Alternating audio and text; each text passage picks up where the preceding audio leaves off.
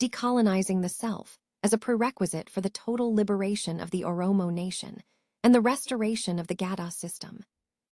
This paper explores the complex struggle of the great Oromo nation against the European-dependent predatory colonial hegemony of the Abyssinian Empire, structural oppression, and the epistemic violence of the most brutal outlaw village chieftains emerged in the region in 19th century. They emerged out of centuries of turmoil, anarchism, butchery, and chaotic era that was known with the ornate name called 𝐶𝐴𝐴, means the era of princes, a plagiarized myth of a third hand translated from Hebrew folklore, the Book of Kings version myth, to 𝐾's local language. Among them, Tuadros around Gondar regned from 1855 to 1868. Yonanis of Aksum reigned from 1872 to 1889. Menelik of Ankober reigned from 1889 to 1913. Modern scholarship estimates that Johans of Aksum to have been between 60,000 and 80,000 combatants, supported by tens of thousands of camp followers composed of regional Levites from Tigray, Bajemdar, Gajam, and Wollo, as he marched to Metemma, where he was killed. His death finally paved the way for the centralization under Menelik, the underdog of Tuedros and Yohannis. After his death, the disfranchised soldiers of Yohannis had joined with Shael Mariam Menelik, who promised them land by evicting Oromos, slave, etc. once they accomplished their dirty mission of killing and occupation, Akatim. It is from here what was known as Kedema in settler Creole Amharic. Mean, the mission is accomplished was given to a turf billeted to the armed militia's settlement garrison, such as Finfani, etc. The dependent predatory settler Abyssinia Empire was born by the gun-bearing conglomerates of the illiterate fanatic killer militia, the dogs of war from Ankober, to invade Oromoland committing genocidal war crimes, and the whole South from 1865 to 1913. Focusing on the organized Oromo National Liberation Front, ONLF, and the broader nationalist movement, the study argues that political, economic, and territorial liberation cannot be achieved without the foundational process of decolonizing the self. Centuries of settler colonial subjugation and cultural assimilation have generated deep-seated internalized colonial mentalities, epistemic alienation, and fractures within the Oromo collective consciousness. By examining the psychological dimensions of subjugation alongside the ontological recovery rooted in the indigenous Gadaa democratic system, this paper demonstrates how psychological emancipation functions as an essential, non-negotiable prerequisite for structural self-determination, sovereignty, and the restoration of Oromo self-governance. The anatomy of Abyssinian colonialism and the Oromo predicament. The contemporary Ethiopian state is structurally and historically rooted in the late 19th century Abyssinian imperial expansion, orchestrated by Menelik II with the collusion of European colonial powers. This expansion violently incorporated diverse independent nations, most notably the Oromo, into a centralized, quasi-nominal empire. Unlike standard European overseas colonialism, Abyssinian colonialism was contiguous, settler colonial, and assimilationist. It operated through the imposition of alien linguistic, religious, and cultural norms, accompanied by the systemic expropriation of ancestral land, Khaled, Siaizo, etc. system, and the reduction of the indigenous Oromo population to serfdom, Gabar. At the core of this imperial project was the systematic dismantling of the Gadaa system, an indigenous, egalitarian, socio-political, and economic democracy that governed Oromo society for centuries. The suppression of Gadaa was not merely an administrative shift. It was an epistemic catastrophe designed to eradicate Oromo history, philosophy, and worldview, Safu. Centuries of this hegemony have forged a complex apparatus of domination comprising structural, political, economic, and cultural vectors. However, the most insidious legacy of this historical oppression is not merely material dispossession, but the colonization of the Oromo mind. Following Frantz Fanon and 𝐾𝐞𝐜𝐨𝐧𝐢𝐳𝐢𝐬𝐢, this paper posits that physical liberation is inherently tied to psychological liberation. Therefore, the struggle spearheaded by the Oromo liberation movement must confront and dismantle the internalized coloniality of being, knowledge, and power before authentic structural liberation, and the full restoration of the Gadaa system can materialize. Decolonizing the mind and the Oromo experience. To understand the trajectory of Oromo nationalism, one must engage with the theories of decolonization articulated by scholars such as Frantz Fanon, Albert Memmi, and Walter Mignolo. Fanon, in The Wretched of the Earth and Black Skin, White Masks, demonstrated how colonial regimes maintain control not merely through police and military force, but by installing a sense of inferiority, cultural inadequacy, and self-hatred within the colonized.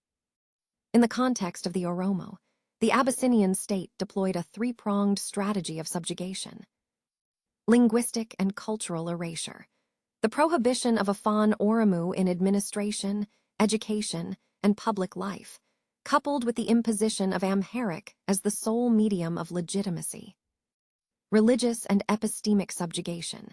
The denigration of traditional Oromo cosmology, Wakafana, as backward or pagan, replaced by state-sanctioned Orthodox Christianity or Islam, which were historically weaponized to legitimize Abyssinian cultural supremacy. Historiographic distortion. The portrayal of Oromos in official state historiography as late-arriving invaders, rather than indigenous inhabitants, effectively alienating the Oromo from their own time, space, and historical agency. This epistemic violence produced what can be termed the internalized Abyssinian gaze, a psychological state where the colonized Oromo subject views their identity, traditions, and political aspirations through the distorted lens of the oppressor.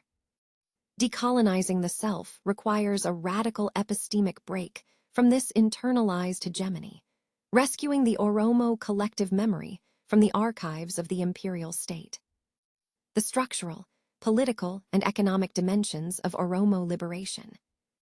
The Oromo national liberation struggle, historically crystallized through the Oromo Liberation Front, OLF, emerged as a direct response to this totalizing oppression.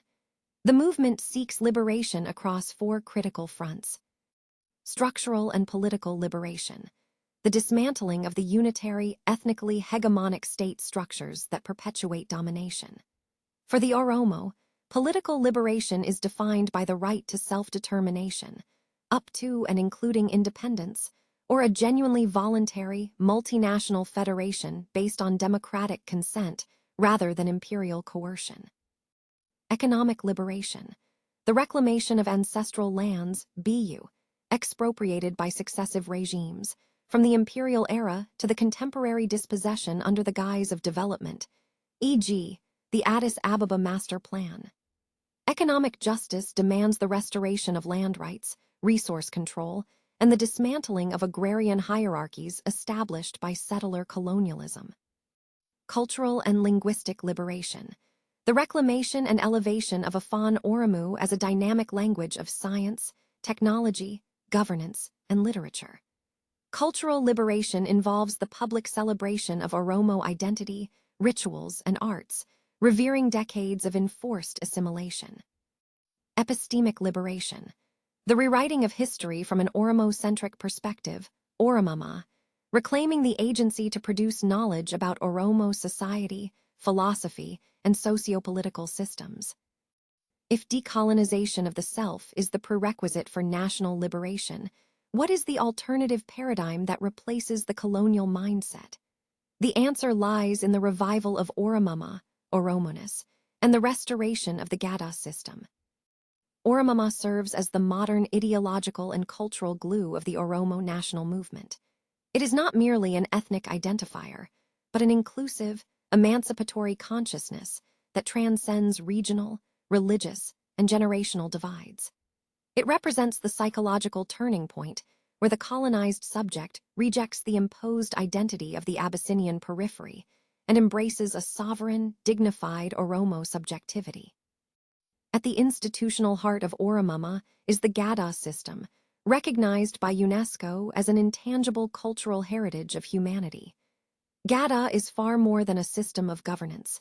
It is a holistic philosophy encompassing egalitarianism and democracy, power circulation every 8 years, Luba transition, preventing authoritarianism and tyranny, checks and balances, division of power between legislative, executive, and judicial bodies, for example, the 𝐏𝐫𝐻 and the 𝐒𝐞𝐫𝐞 Assembly. Environmental ethics, SAFU, a deeply ecological worldview that regulates human interaction with nature, emphasizing sustainability, reciprocity, and intergenerational responsibility. Human rights and conflict resolution, 𝐒𝐿RSUMA, a restorative justice framework prioritizing societal reconciliation over retributive punishment. The restoration of Gadaa requires an internal revolution. To practice Gadaa values today, Oromos must consciously unlearn the authoritarian, patriarchal, and hierarchical political behaviors inherited from centuries of Abyssinian imperial rule. Decolonizing the self means purging political culture of vanguardism, sectarianism, and factionalism, replacing them with consensus building, transparency, and accountability rooted in Gadaa philosophy. Challenges to decolonization, internalized coloniality and contemporary realities. The path to decolonizing the self is fraught with internal and external contradictions. Decades of psychological conditioning have produced complex anomalies within the Oromo political landscape. Elitist assimilation. Some members of the Oromo elite, integrated into the machinery of the Ethiopian state, have historically acted as conduits for reproducing colonial domination over their own people, prioritizing state-centric power over national emancipation. Fragmented consciousness, regionalism, religious polarization between Wakafana, Islam, and Christianity, and tactical disagreements within the Oromo liberation struggle are often amplified by external state actors using a divide-and-conquer strategy. These internal divisions are symptoms of incomplete self-decolonization, where colonial categories of identity continue to fracture collective solidarity. State co-optation and violence. The contemporary Ethiopian state continues to oscillate between nominal accommodation and brutal suppression of Oromo political expression, utilizing state apparatuses to criminalize Oromama while promoting a sanitized, state-approved multiculturalism that strips Oromo nationalism of its sovereign political content. Overcoming these challenges necessitates a sustained pedagogical and cultural movement. Decolonization must move beyond elite political discourse and penetrate grassroots communities, educational institutions, and youth networks.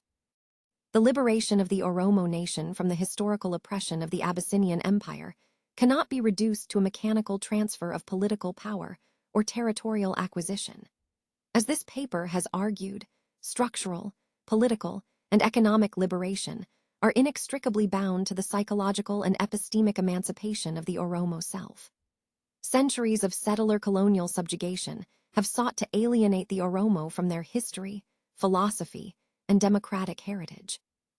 By engaging in the radical project of decolonizing the mind through Oromama and reclaiming the philosophical and institutional framework of the Gadaa system, the Oromo nation lays the essential groundwork for authentic sovereignty. True liberation requires not only the dismantling of external imperial structures, but the simultaneous eradication of internalized colonial mentalities. Only through this dual process of internal decolonization and structural transformation can the Oromo nation fully realize self-determination and restore the democratic promise of Gadaa to the Horn of Africa. Thank you to everyone who watches, listens, and reads. Your support means the world. If you enjoy this content, please subscribe and share this with a friend. It helps the channel grow and lets me make more for you.